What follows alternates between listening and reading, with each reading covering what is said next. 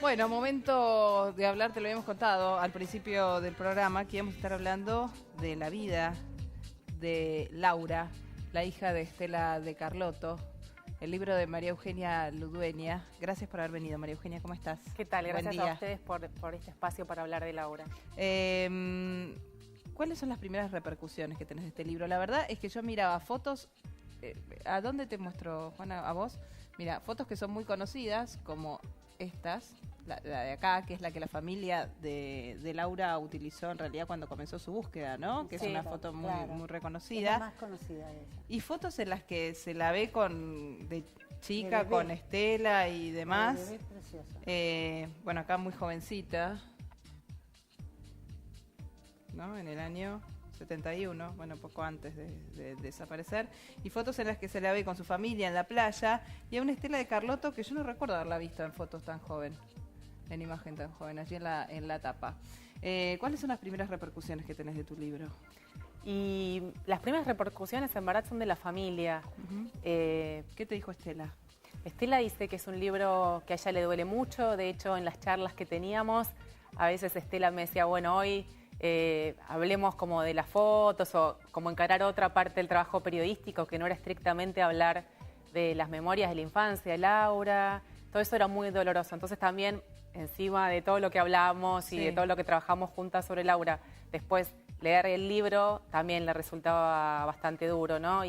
Pero por otro lado me decía que le parecía que era doloroso y al mismo tiempo necesario que se hablara de su hija, porque en general se habla mucho de ella, pero Estela dice que ella es quien es gracias a Laura. Recordemos que Estela de Carlotto encabeza la lucha por la búsqueda de los desaparecidos, de nietos desaparecidos, y ha encontrado, ¿son 105 ya los nietos recuperados? 109. 109 los nietos recuperados, y lamentablemente no puede nada decir de su hija. Es demasiado, y uno la ve en tanta actividad, hiperactiva siempre, Estela de Carlotto, que encontrarse el momento, que estas cosas las debe tener todo el día, ¿no? Todos los días. Sí, tiene una agenda que te aseguro que debe ser mucho más intensa que la de cualquiera de nosotras tres, porque va y viene. De hecho, para encontrarnos para el libro también era bastante complicado. Sí. Y bueno, pero es la lucha, y también lo que fui viendo a través de la investigación es la transformación que hizo Estela de ser quien era, una persona que cuando Laurita, como dice ella, tenía meses, había salido a las calles de La Plata a aplaudir la llamada, entre comillas, Revolución Libertadora, ¿no? Sí. Entonces una persona que fue tomando conciencia y también participando en la actividad política a partir del desgarro que sufre de su familia como víctima del terrorismo de Estado. Y hoy no solo es ser quien encabeza la lucha por la búsqueda de nietos, no solo de Guido, que eso también lo viví muy de cerca porque por ahí yo quería saber, como queremos saber los periodistas, y Guido y dónde está, y ella realmente toma cada restitución y cada búsqueda como si fuera propia. Como si fuera propia, y a cada una de las abuelas, no solo a Estela, sino que Estela representa un colectivo y una lucha que está detrás de ella. Maru, vos hiciste una recorrida por La Plata porque fue una de las ciudades más castigadas por la dictadura. Había fusilamientos públicos, nocturnos, todo eso se conoce. Hablas con cualquier platense y te lo puede contar, ¿no? Sí. ¿Cómo fue la construcción de esto? Porque es una memoria muy íntima de la vida de Laura, de cómo la concibieron, de cómo decidieron Carlotto y su marido ponerle Laura cuando todavía eran novios, ¿no? Sí, todo esto de La Plata a mí también me impresionó mucho, porque por un lado el relato tiene la dimensión íntima que fue tomando a partir de entrevistas y de personas que la conocieron a Laura, pero también de lo que es La Plata como un territorio saqueado por el terrorismo de Estado, donde un montón de historias que yo conocía de oídas, por ejemplo, o de leerlas, pero nunca las había linkeado con la historia de Laura. Por ejemplo, el hijo de Chicha Mariani. Claro, que es un caso muy conocido. Y la casa que bombardearon se hizo museo. Claro, digamos, Clara Anaí, que es la nieta que busca a Chicha, y la vinculación que Daniel, el hijo de Chicha, era amigo de Laura, y que inclusive lamentablemente fue Laura la que le cuenta a Chicha que su hijo había sido asesinado, ¿no? Y estos son cosas que Estela y Chicha no sabían, que reconstruyen a posteriori de todos estos sucesos.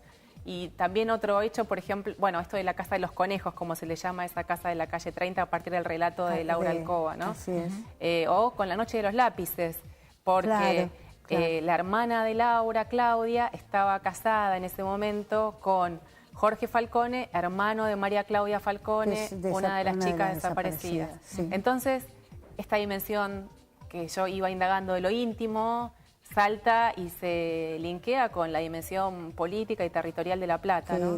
Eso también es un poco como un panorama de lo que ocurría en los 70, ¿no? Sí, una de las ciudades diezmadas, también una Sí, ciudad estudiantil, totalmente. con una participación muy activa. Hay muchos estudiantes desaparecidos de la Universidad Nacional de La Plata, además Laura, ¿no?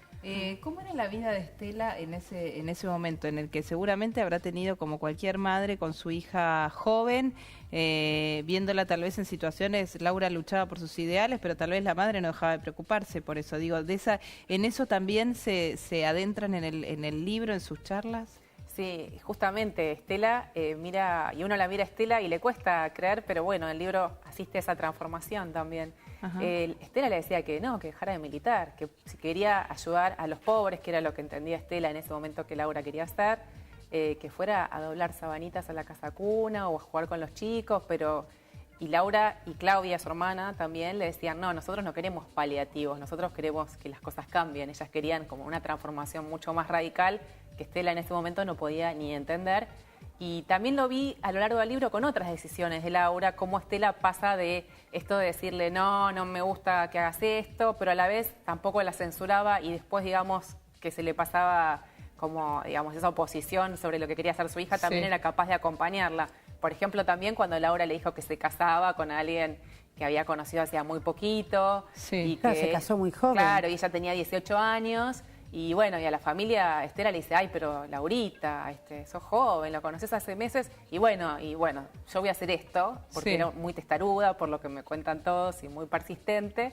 Y Estela después, bueno, acompañaba, no es que, digo, bueno, sabía respetar sus deseos, ¿no? Ahora, ¿en qué momento Estela Carlotto hace ese link, ese cambio de haber sido la mujer que fue, que nos estás contando, a abrazar una causa que ha sido la causa de su vida y que será la causa de su vida hasta último momento?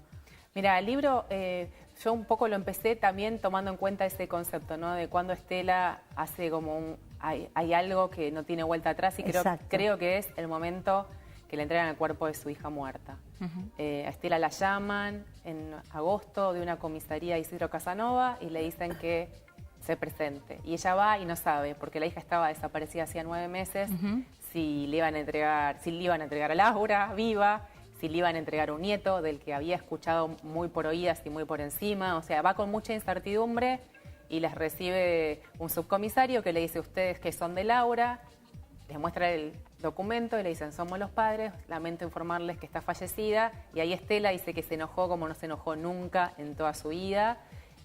Y a partir de eso creo yo que, bueno, ella después pide su jubilación. Había pedido su jubilación previamente, la jubilación le sale 3 días después de enterrar a su hija y a partir de ahí ella se incorpora a abuelas de una manera más orgánica. Antes por ahí iba a abuelas a que le ayudaran, a que le dijeran cómo pedir para saber dónde estaba su hija. Y bueno, eso creo que es como un cambio muy contundente, ¿no? En tus charlas, en la intimidad, la seguís, vos decías recién, ella busca a cada nieto como si fuera el propio. ¿Ella todavía sigue con la esperanza de saber qué fue de la vida de Guido? Ella se levanta, por lo que hablamos todos los días, pensando que Guido puede tocar el timbre en cualquier momento o que Guido está en algún lugar y que puede ir a querer saber quién es, ¿no? ¿Y qué indicios tiene ella? Hasta ahora, lamentablemente, los hijos tratan de preservarla bastante, ¿no? Porque imagínate que al ser tan conocida Estela, hay gente que por ahí se acerca y no con buenas intenciones ni con la verdad. Entonces, desde intentos de sacarle plata hasta hacerle perder el tiempo o darle pistas falsas. Entonces, han pasado muchas de esas situaciones, no hay pistas firmes realmente. Pero yo pienso que si vos te pones a mirar las historias de los 109 nietos restituidos, siempre hay algún tipo de hendidura o algún intersticio por donde la verdad tarde o temprano se cuela, ¿no? Y creo que ella todos los días se levanta pensando que quizás sea ese día. Recién veíamos la imagen de la presidenta con tu libro. ¿Se lo fuiste a llevar vos? Mira, es muy artesanal, porque yo se lo llevé a presidencia como cualquier ciudadano. Y entonces tenés que dejar, si querés dejar algo en Presidencia de la Nación, se lo tenés que dejar con una carta. Y yo había llevado el libro en un sobre, pero no tenía la carta. Y se lo quería dar antes de la presentación. Se lo dejé hace más de 2 meses en Presidencia de la Nación. Sí. Y bueno, y después le pedí a un fotógrafo, porque estaba ahí, se lo quería dejar, y a alguien que conocía a través de una nota que había hecho una vez un documental para History Channel, donde yo trabajé. Y bueno, y se lo dejé. Y él tardó un montón en entregárselo, porque además en el medio de la presidencia se enfermó y bueno, y se lo dio.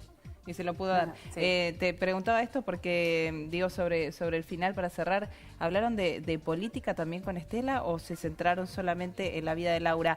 Estela obviamente tiene un reconocimiento total para este gobierno, que ha hecho un reconocimiento en lo que tiene que ver con los derechos humanos, pero en algún momento el costo para ella de algunas cuestiones y declaraciones que ha hecho fue muy alto. Bueno, ¿ella se arrepiente de algo de eso? También, ¿no? Sí, claro. ¿Ella se arrepiente de algo de eso? ¿Pudieron hablarlo o solo se dedicaron a hablar de La verdad Laura? Es que más que nada nos dedicamos al libro, porque permanentemente también yo veo que, digamos, mientras hacíamos las entrevistas muchas veces la llaman. En general hablamos sobre Laura.